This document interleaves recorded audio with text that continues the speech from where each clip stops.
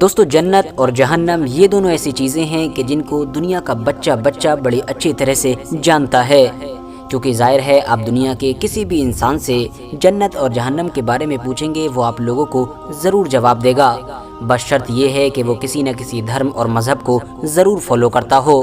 کیونکہ دنیا کے ہر ریلیجن میں کسی نہ کسی طرح سے جنت اور جہنم کا تصور پایا جاتا ہے، یعنی ہر کوئی یہ مانتا ہے کہ ایک انسان کو مرنے کے بعد اپنے کیے ہوئے کاموں کے حساب سے ہی جنت یا پھر جہنم میں جانا پڑے گا۔ بس فرق یہ ہے کہ الگ الگ دھرم اور الگ الگ مذہبوں میں اس کو الگ الگ ناموں سے جانا جاتا ہے اور اس کے بارے میں الگ الگ نظریات رکھے جاتے ہیں۔ مگر دوستو شاید آپ لوگوں نے بھی غور کیا ہوگا کہ جب کبھی بھی ہمارے سامنے جنت کا نام لیا جاتا ہے تو ہمارے دماغ میں دو جنتوں کا خیال آتا ہے، ایک جنت تو وہ کہ جو مرنے کے بعد اچھے کام کرنے والے انسان کو ملے گی، اور ایک وہ کہ جو آج سے ہزاروں سال پہلے ہماری اس دنیا میں ہی ہوا کرتی تھی۔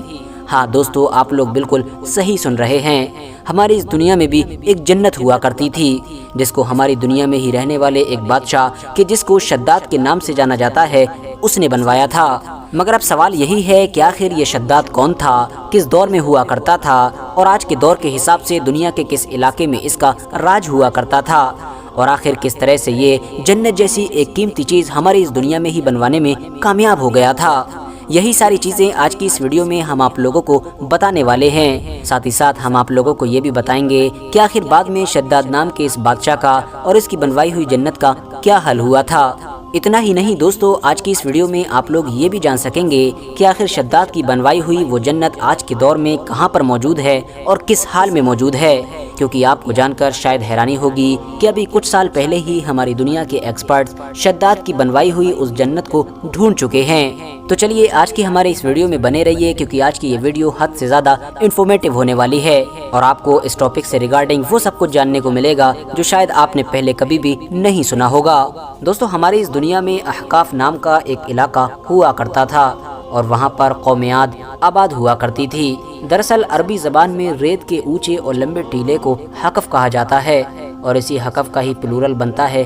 احقاف، اسی لیے اب اس کا مطلب یہ ہوتا ہے کہ لمبے اور اونچے ریت کے ٹیلوں کی جگہ۔ آپ کو بتاتے چلیں احقاف نام کا یہ ایریا آج کے دور کے یمن اور عمان کے پورے علاقے پر پھیلا ہوا تھا اور قوم عاد یہاں پر آج سے لگ بھگ 8500 سال پہلے آباد ہوا کرتی تھی۔ دوستو قوم عاد کی زندگی بہت زیادہ خوشگوار گزر رہی تھی، کیونکہ ان کے پاس ہریالی تھی، اچھا پانی تھا اور کھانے کو بھرپور خوراک تھی، اس کے علاوہ جانور ہوا کرتے تھے اور جو کچھ بھی اس دور میں ضروری تھا سب کچھ ہوا کرتا تھا۔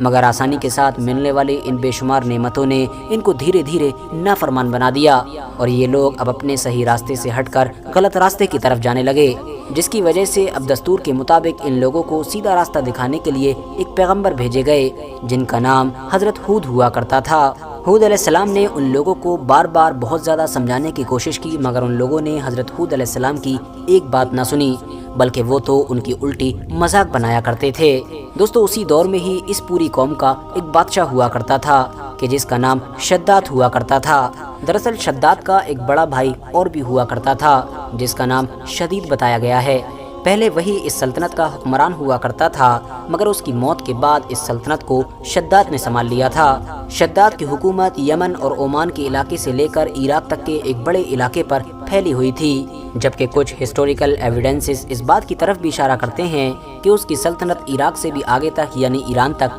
پھیلی ہوئی تھی۔ فی الحال حضرت ہود علیہ السلام نے دوسرے عام لوگوں کی طرح شداد کو بھی سمجھانے کی بھرپور کوشش کی، مگر شداد نے بھی ان کی ایک نہ سنی۔ آخرکار ان دونوں کے بیچ بحث ہوئی اور شداد نے ان سے پوچھا کہ اگر میں تمہارے اوپر ایمان لے بھی آؤں اور تمہاری بات مان بھی لوں تو آخر بدلے میں مجھے کیا ملے گا؟ اس پر حضرت ہود علیہ السلام نے جواب دیا کہ اس کے بدلے میں تمہارے اوپر جنت حلال ہو جائے گی۔ یہ سن کر شداد نے حضرت ہود علیہ السلام سے کہا کہ آخر یہ کون سی بڑی چیز ہے، یہ تو میں بھی کر سکتا ہوں، جس جنت کی تم بات کر رہے ہو یہ تو میں بھی بنا سکتا ہوں، اتنی طاقت، اتنا پیسہ اور اتنی قابلیت تو میرے پاس بھی ہے۔ حضرت ہود علیہ السلام نے اس کو سمجھانے کی بہت کوشش کی، مگر وہ اپنے فیصلے سے باز نہ آیا اور غرور و گھمنڈ میں اس نے فوراً یہ آرڈر جاری کیا کہ ایک جنت تیار کی جائے۔ उस दौर के उसकी सल्तनत के काबिल से काबिल बिल्डिंग्स बनाने वाले लोगों को इकट्ठा किया गया और अहकाफ में उस खास जगह पर जन्नत बनवानी शुरू की गई कि जिस जगह को इरम के नाम से जाना जाता था। इतिहासकार लिखते हैं कि शद्दाद ने जन्नत बनाने का ये फैसला करते ही अपनी सल्तनत के अलग अलग इलाकों में बैठे हुए गवर्नरों को भी ये ऑर्डर दे दिया था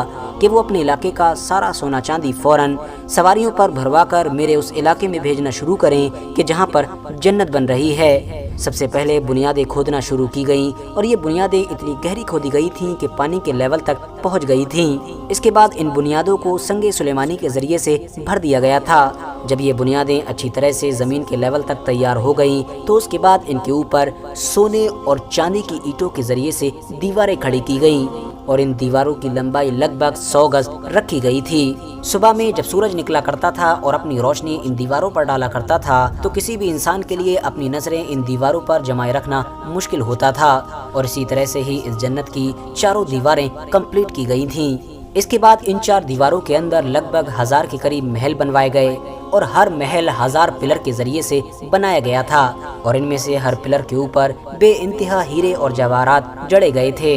इस जन्नत के बीच में एक बड़ी सी नहर भी बनवाई गई थी और उसके बाद उसी बड़ी नहर से बहुत सारी छोटी छोटी नहरें भी काटी गई थीं। ये सारी वो छोटी छोटी नहरें थीं कि जो हर महल से होकर गुजरा करती थीं। हौज और फव्वारे जैसी चीज़ों की भी कोई कमी बाकी नहीं रखी गई। नहरों के किनारे पर बहुत सारे बनावटी यानी आर्टिफिशियल पेड़ भी लगाए गए थे। इन आर्टिफिशियल पेड़ों की जड़ें सोने की हुआ करती थीं, जबकि मोती और याकूत जैसे हीरों को लाकर इन पेड़ों के ऊपर भी लटकाया गया था। शद्दाद के इस ख्वाबों की जन्नत में यानी शद्दाद के शहर में मकानों और दुकानों की दीवारों को मुश्को ज़ाफ़रान और अंबर व गुलाब के ज़रिए से मुअत्तर किया गया था। इवन याकूत और मरजान की मदद से आर्टिफिशियल यानी नकली परिंदे बनाकर चांदी की ईंटों से बनी हुई दीवार पर भी रख दिए गए थे, जो देखने में हद से ज़्यादा खूबसूरत लगा करते थे। शहर की तामीर मुकम्मल होते ही ये ऑर्डर जारी किया गया कि सब जगह पर रेशम की कालीनें बिछा दी जाएं और शहर के अंदर यानी बनाई हुई जन्नत के अंदर जो नहरें मौजूद थीं उनमें से किसी के अंदर तो मीठा पानी, किसी में दूध, तो किसी में शहद, तो किसी में शराब डाली गई। दोस्तों, शद्दाद की ये जन्नत लगभग अगले 12 सालों के अंदर बनकर तैयार हो गई थी और तैयार होते ही शद्दाद ने फौरन अपने सभी दौलतमंद वजीरों को और दूसरे गवर्नरों और हुक्मरानों को ये ऑर्डर दिया था कि वो सभी इस शहर में आकर आबाद हो जाएं, क्योंकि उनको यहाँ पर वो सब कुछ मिलेगा कि जिसके बारे में उन्होंने कभी भी सोचा भी नहीं होगा। इसके बाद वो खुद भी अपने पूरे लश्कर के साथ यानी अपनी पूरी टीम के साथ घोड़ों पर सवार होकर अपनी बनाई हुई इस नई जन्नत की तरफ निकल पड़ा, ताकि पहली बार वो अपनी बनाई हुई इस खूबसूरत जन्नत में पूरी शान शौकत के साथ एंट्री ले सके। जब वो इस जन्नत की तरफ सफ़र तय कर रहा था तो उसके साथ बहुत सारे आलिम और हिदायत करने वाले लोग भी थे और वो रास्ता भर बार बार उन लोगों का मजाक भी बना रहा था और उनसे कह रहा था कि क्या तुम लोग अभी तक मुझे ऐसी जन्नत के लिए परेशान किया करते थे और ऐसी जन्नत के लालच में ही दूसरे खुदा के सामने झुकने के लिए कहा करते थे कि जिस जन्नत को तो मैं खुद दुनिया में ही बना चुका हूँ और अब तुम लोगों को भी मेरी शान व शौकत और ताकत का अंदाज़ा हो चुका होगा। RH नेटवर्क के नॉलेजेबल फ्रेंड्स, ये वो दौर हुआ करता था कि जब दुनिया के इंसानों की उम्रें बहुत ज़्यादा लंबी हुआ करती थीं। खुद हज़रत नूह अलैहिस्सलाम की उम्र भी 900 साल हुई थी। इसीलिए इसको भी बहुत सारे काबिल और समझदार लोगों की तरफ से ये मशवरा दिया गया था कि तुम भी हो न हो बहुत लंबी उम्र पाओगे और अभी तो तुमको इस दुनिया में बहुत ज़िंदा रहना है। बस इसी उम्मीद के साथ ये अपनी जन्नत की तरफ बढ़ रहा था कि अपनी मौत से पहले का एक लंबा दौर अब ये इसी शहर में काटेगा। ये जैसे ही शहर के करीब पहुंचा तो शहर के सारे लोग पहले ही इसके इस्तकबाल के लिए शहर से बाहर आ चुके थे और इसके ऊपर हीरे जवाहरात को निछावर कर रहे थे। ये भी अपनी पूरी शान व शौकत और गुरूर व घमंड के साथ शहर की तरफ बढ़ता गया और जैसे ही ये अपनी उस जन्नत यानी अपने उस शहर के एग्जैक्ट दरवाजे पर पहुंचा और दाखिल होने की कोशिश ही कर रहा था, वैसे ही इसको अपने रास्ते में एक अजनबी शख्स खड़ा हुआ दिखाई दिया। अपने रास्ता में खड़े हुए उस अजनबी इंसान को देखकर शद्दाद ने बड़ी हैरत से पूछा कि आखिर तू कौन है? इस पर जवाब मिला, मैं मलकुल मौत हूँ, यानी कि मौत का फरिश्ता। शद्दाद ने पूछा, आखिर क्यों आया है? जवाब मिला, तेरी रूह कब्ज करने आया हूँ, यानी कि तेरी मौत बनकर आया हूँ। इस पर शद्दाद ने कहा कि कम से कम मुझे इतनी मोहलत दी जाए कि मैं अपनी बनाई हुई इस कीमती जन्नत को देख सकूं। इस पर जवाब मिला कि इस बात की खुदा की तरफ से मोहलत नहीं है, लिहाजा इसके फौरन बाद शद्दाद की रूह कब्ज कर ली गई। लिहाजा जिस वक्त शद्दाद की मौत आई थी उस वक्त उसका एक पाँव रकाब में था जबकि दूसरा हवा में ही था।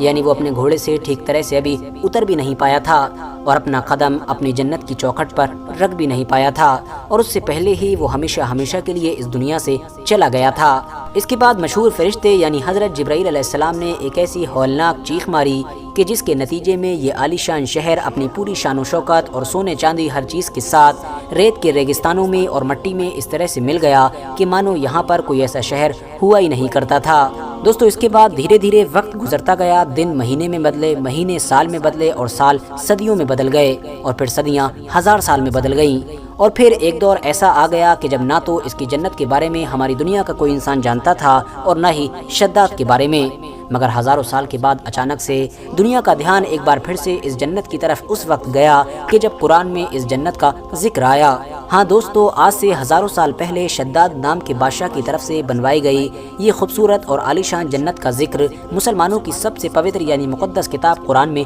मौजूद है। लेकिन कुरान में आने के बाद भी सिर्फ इस्लाम धर्म को फॉलो करने वाले लोग ही इस पूरे कॉन्सेप्ट पर यकीन रखा करते थे, यानी इस बात पर यकीन रखा करते थे कि कोई शद्दाद हुआ करता था कि जिसने ऐसी जन्नत बनाने की कोशिश की थी। मगर मुसलमानों के अलावा दुनिया के दूसरे आम लोग इन सब चीज़ों पर बिल्कुल भी यकीन नहीं रखा करते थे, क्योंकि जाहिर है इन सब चीज़ों पर यकीन रखने के लिए बहुत सारे हिस्टोरिकल एविडेंसेस होना भी ज़रूरी थे। मगर दोस्तों, पूरी दुनिया उस वक्त हैरान रह गई कि जब 1991 और 92 के करीब में एक आर्कियोलॉजिकल टीम ओमान और यमन के उस पूरे इलाके में इस शहर को ढूंढने में कामयाब हो गई कि जहां पर किसी दौर में ये शहर यानी ये जन्नत बनाई गई थी। आपको बताता चलूं कि आप लोग भी इस शहर के बारे में गूगल पर इरम ऑफ द पिलर्स या सिटी ऑफ द पिलर्स लिखकर पूरी तरह से सब कुछ पढ़ सकते हैं। क्योंकि दोस्तों, जैसा कि मैं आप लोगों को पहले भी बता चुका हूं कि शद्दाद की बनाई हुई इस जन्नत में ज़्यादा से ज़्यादा पिलर्स का इस्तेमाल किया गया था,